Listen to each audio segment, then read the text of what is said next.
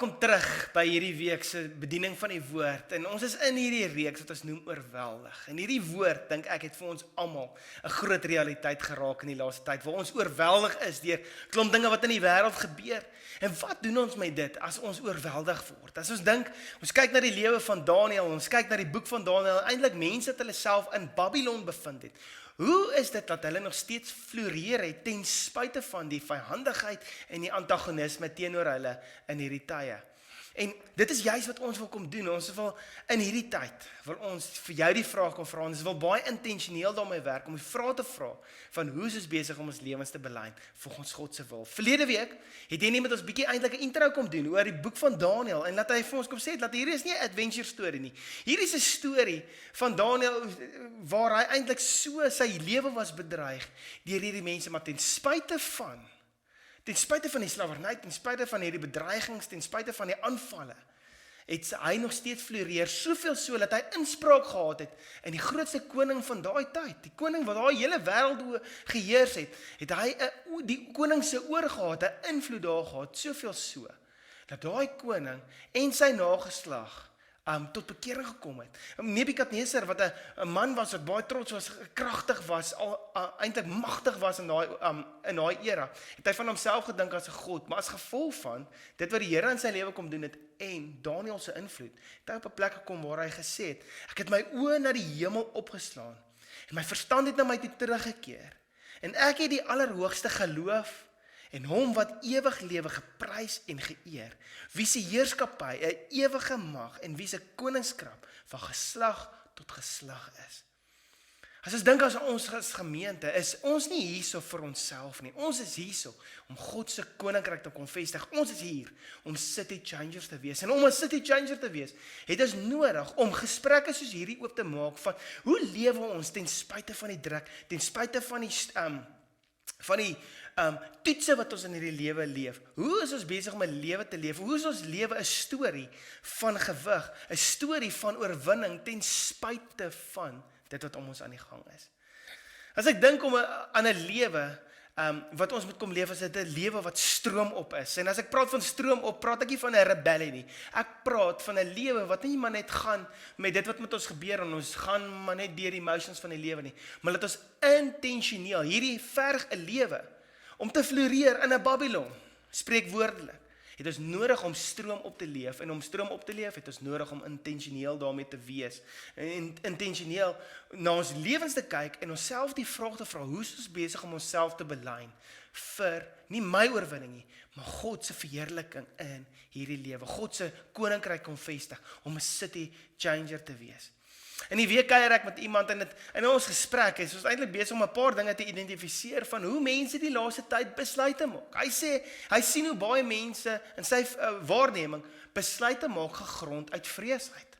'n Lewe wat saam met die stroom gaan is 'n lewe waar mens besluite maak gegrond op vrees en onsekerheid. Waar jy sonder die inspraak van die Here, sonder om mooi te gaan dink daaroor, sonder om inspraak te kry, sommer net uit vrees uit vinnig besluite te maak, en eintlik, you jump the gun, eintlik op die einde van die dag. En na die tyd kyk jy in retrospek, en ek weet, baie van ons sit met daai, ja, ek weet waaruit ek uit vrees uit 'n besluit gemaak.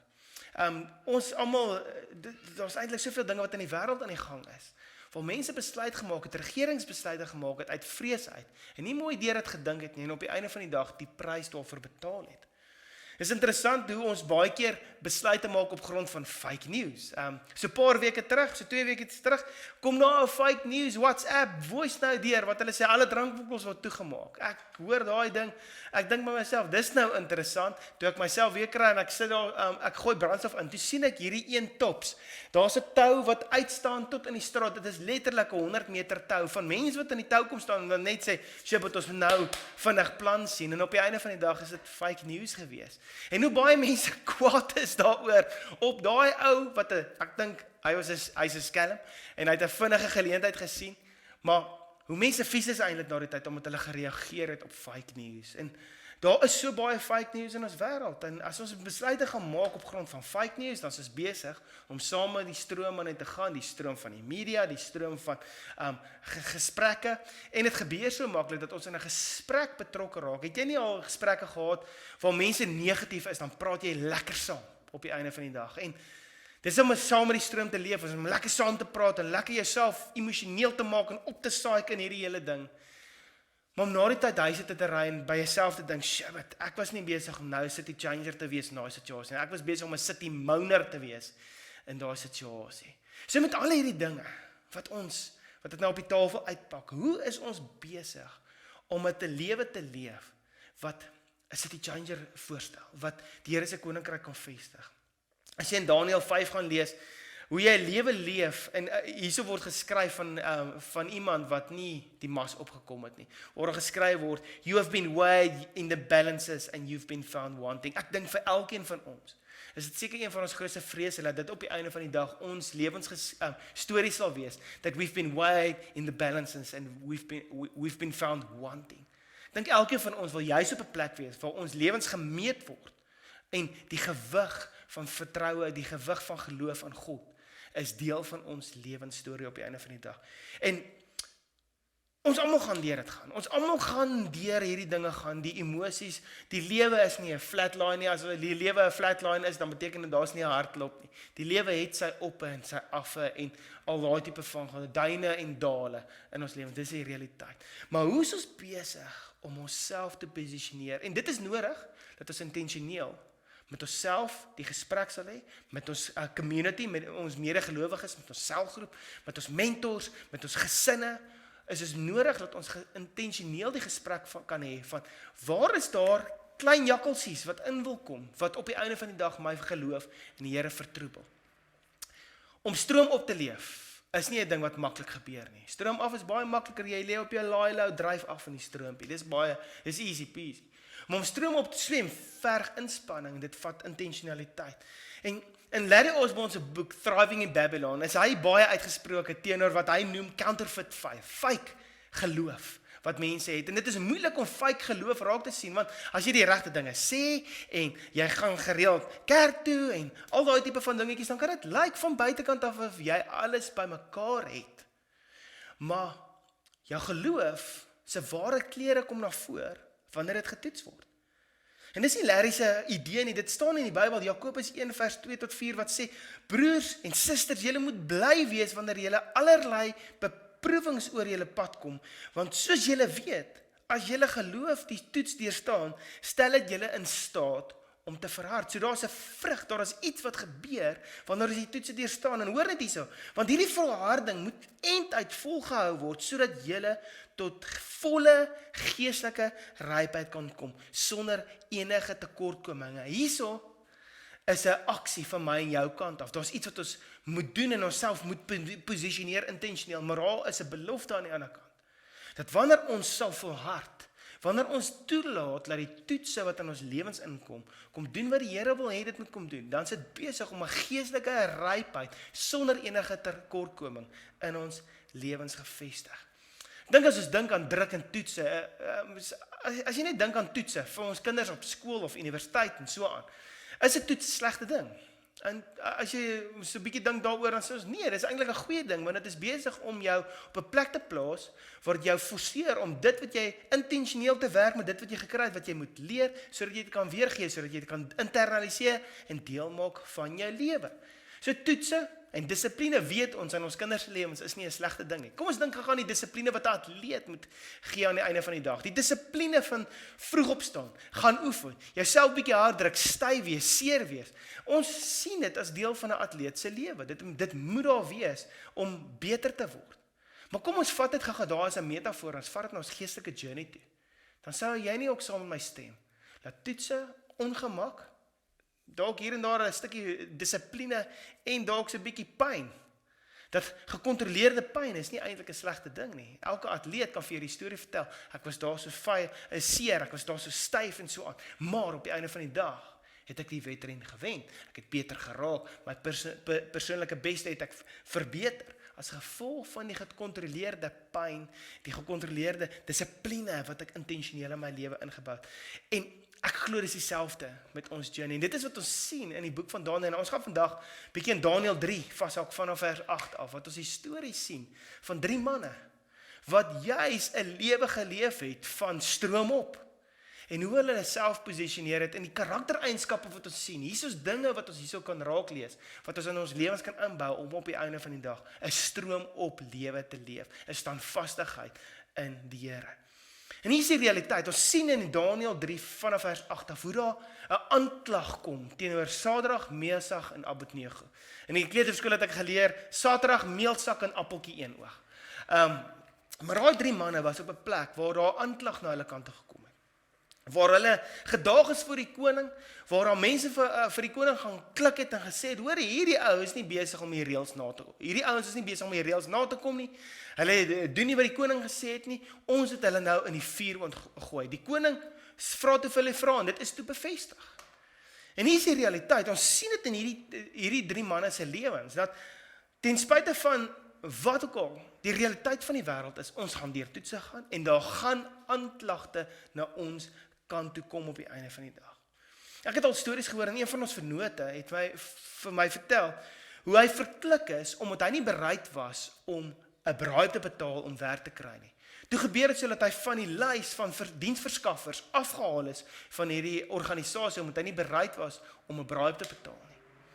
En hierdie aanklagte gaan na jou kant toe kom. Hy het so vir my vertel hoe moeilik dit vir hulle was omdat hulle nie bereid was om braaivleis te betaal nie, maar hy het net gesê hy sal nie, want dit is nie hoe mens besigheid doen nie. Dis nie hoe mens koninkryk vestig deur braaivleis te betaal nie.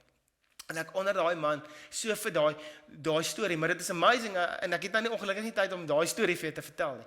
Maar hoe ek in sy lewe sien hoe daar standvastigheid is en 'n geloof is wat gebou is in sy lewe, omdat hy bereid was om op te staan vir dit wat die Here doen. En dit is die eerste punt, om gehoorsaam te wees aan dit wat die Here vir jou sê om te doen.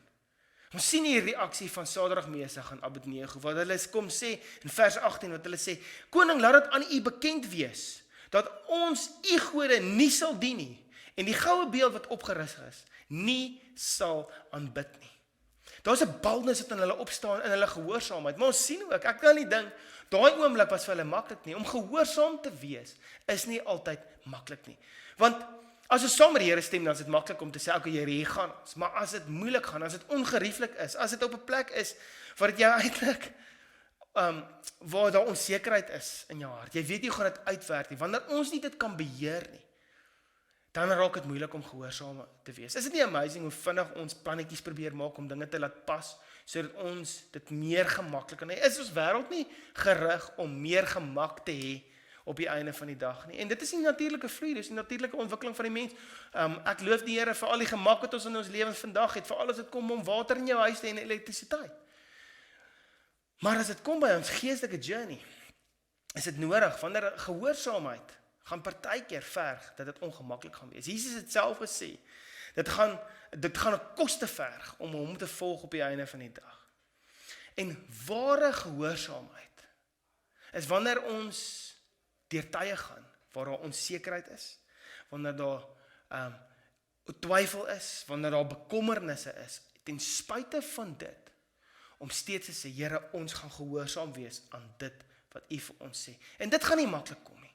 Dis nie 'n ding wat natuurlik kom nie. Die natuurlike ding is om die kortpad te vind, maar om ware gehoorsaamheid in ons lewens in te bou, is wanneer ons ten spyte van dit wat om ons aan die gang is, nie die maklike uitweg te volg nie, maar eerder die Here se stem te volg. Want die woord leer ons ook, dat dit wat wysheid is vir die Here, is dwaasheid vir die wêreld, en dit wat wysheid vir die wêreld is weer dwaasheid vir die Here. En watse een gaan jy kies?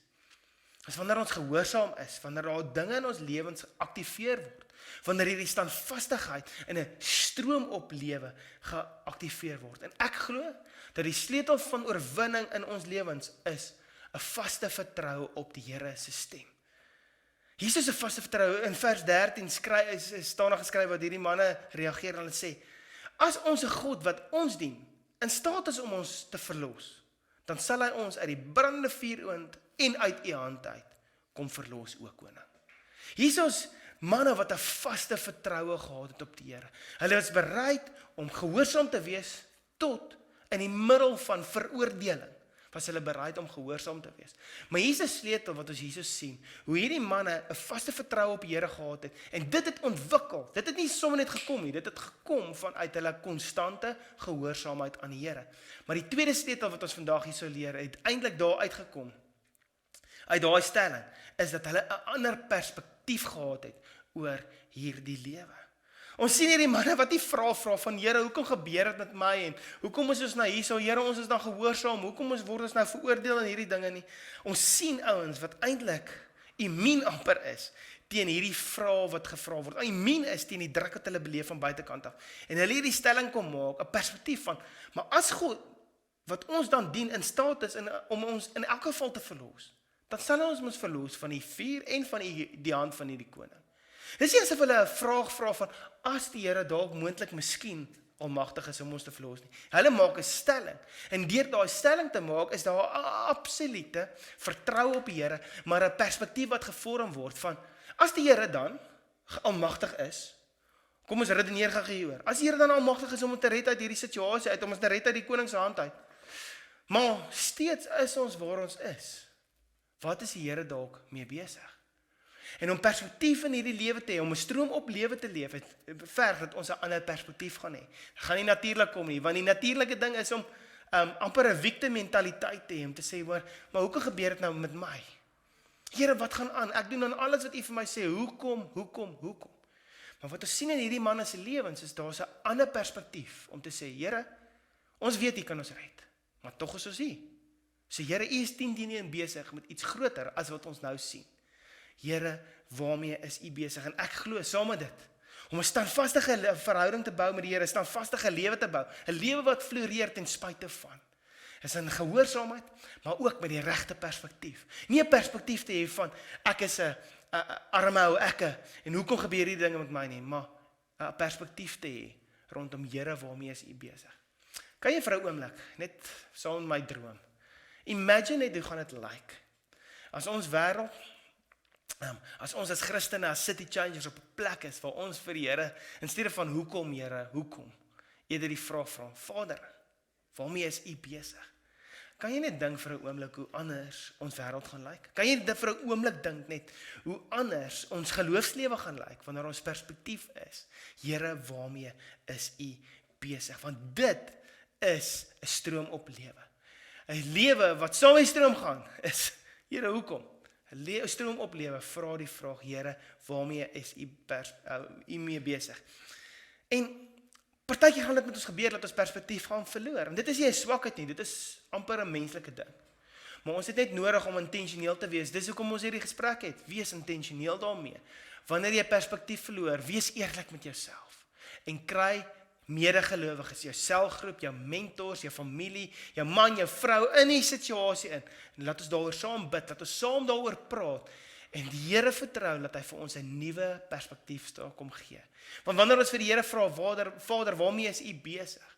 Sal hy ons altyd antwoord met 'n nuwe perspektief. En weet jy wat doen daai perspektief? Dit bou geloof in ons harte, dit bou 'n vaste vertroue, dat ons op die einde van die dag 'n deursettingsvermoë sal hê, 'n vasbyt ten spyte van wat om ons aan die gang is. En dit is die derde ding wat ons sien in hierdie 3 manne se lewens. Hulle het 'n deursettingsvermoë gehad. Ons sien in vers 21, in die oproep van vers 21, hoe die koning kwaad is vir hulle. Die vuur word 7 keer warmer gemaak, soveel so, dat toe hulle na die vuur toe gevat word, is die vuur so warm, dat die manne wat hulle na daai vuur toe moet vat, aan die brand staan en doodbrand.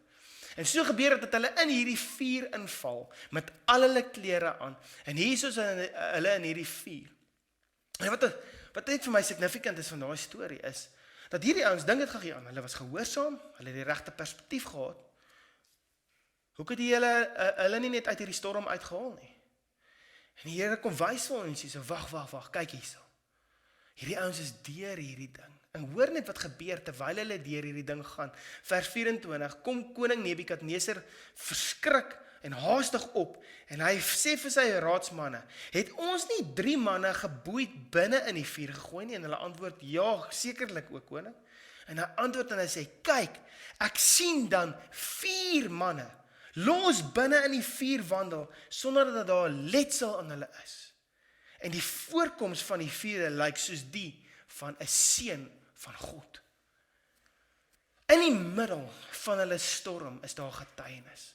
In die middel van hulle storm is daar mense wat van buitekant af inkyk in hierdie situasie en sê, wow, hier is iets besig om te gebeur wat geen mens kan verduidelik nie. Soveel so dat die koning sê, maar hierdie lyk soos God se seun wat saam met hulle moet binne in daai vuur wandel. En wat vir my so mooi is van dit, hier is die realiteit. Die Here gaan ons nie altyd uit die moeilike situasies, uit die vuuroond, uit die storm uithaal nie. Partykeer gaan ons deur dit moet gaan. Meeste van die tyd gaan ons deur dit moet gaan. Maar hier is 'n belofte en Jesus het dit self gesê in Matteus 28 vers 20. Kyk, ek is met julle al die dae tot aan die volëindiging van hierdie wêreld. Jesus kom sê, ek is by jou. En is dit jou perspektief? Want hier is die ding, wanneer ek en jy 'n stroom op lewe leef, het ons 'n vertroue op God en 'n vasbyt, 'n deursettingsvermoë op die einde van die dag, om te sê, Here, ek het die stem gehoor, ek het die regte perspektief, maar ek sien hier kom hierdie ding, en ek gaan nou deur hierdie ding gaan.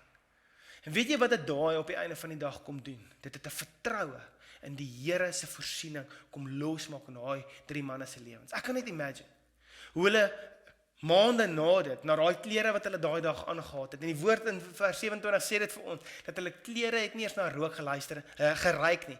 Hoe hulle net na mekaar gekyk het en sê, luister hier manne, hier is daai selfde klere, ek dra dit vandag. Dit is 'n herinnering aan die Here se voorsiening in ons lewens. Dit het 'n vertroue kom plaas op die einde van die dag in hulle lewens op God se plan. Maar dit het ook 'n selfvertroue om te lewe vir die Here kom losmaak in hulle lewens. En ek glo, daai vertroue en selfvertroue wat die Here kom kweek in ons lewens, die sleutel tot dit, om te floreer in hierdie lewe, is drievoudig, is om gehoorsaam te wees aan die Here, om in die regte perspektief situasies in te gaan. Ons gaan moet vasbyt in die situasies, met die wete, dat die Here saam met ons in die vuuroond is. Want weet jy wat kom daai doen op die einde van die dag? Jy het dit verlede week so mooi gesê, Gods vrug word in ons lewens gekultiveer. En Jesus self het gesê, wanneer ons veel vrug dra, word ons Vader verheerlik daardeur. Jy sien, jou storie is jou storie, maar dit is nie net jou storie nie, dit is God se storie in hierdie wêreld, en hy is besig om jou storie te gebruik, om die storie te vertel van sy voorsiening, om die storie te vertel van sy almag. En weet jy wat? Die spreekwoordelike Nebukadnesers in ons wêreld, gaan kyk na ons situasies en na ons lewens, mense in jou omgewing, jou werksplek, jou familielede, jou gesin, jou kinders gaan dalk net na jou lewe kyk en net sê, jou vriende gaan sê, ek sien jy gaan deur 'n moeilike ding, maar jy is so standvastig, ek kan letterlik die Here se teenwoordigheid optel in jou lewe. Is dit nie die storie van 'n city changer nie? Is dit nie 'n storie van almagtige God in ons lewens nie? Is dit nie 'n storie van om te floreer ten spyte van ons Babylon, dat ons nog steeds sal floreer en God se koninkryk sal vestig nie? Hier is die realiteit. Ons gaan foute maak. Die grootste helde in die Bybel het groot foute gemaak. Hulle was ongehoorsaam en hulle het hulle perspektief verloor en hulle koppe verloor en hulle het sonde gedoen en al daai tipe van dinge. Maar almal van hulle lewens het op die einde van die dag gedraai toe hulle gehoorsaam was. Met die perspektief ingestap het van, Here, U is besig met iets groter in my lewe as wat ek nou sien. Ek gaan U vertrou. Ek gaan deur hierdie situasie gaan. En aan die ander kant stap hulle uit en hulle is as geloofshelde gestempel in ons Bybel en in ons lewens vandag. En ons bou ons geloof verder op dit wat die Here in hulle lewens gedoen het. Die Here wil jou lewe gebruik om sy storie verder te kom vat in ons stad, in ons land, in hierdie wêreld. En as jy net bereid om op 'n plek te kom waar jy sê, Here, ek beleef Babylon, maar ek gaan nie 'n stroom af lewe leef nie, ek gaan 'n stroom op lewe leef. En om dit saam te vat en eintlik af te sluit, wil ek eintlik vir jou net die vraag vra, waar is jy nou in jou lewe? As jy dink aan die gehoorsaamheid, as jy dink aan die perspektief, as jy dink aan die vasbyt, die deursettingsvermoë, waar is jy nou?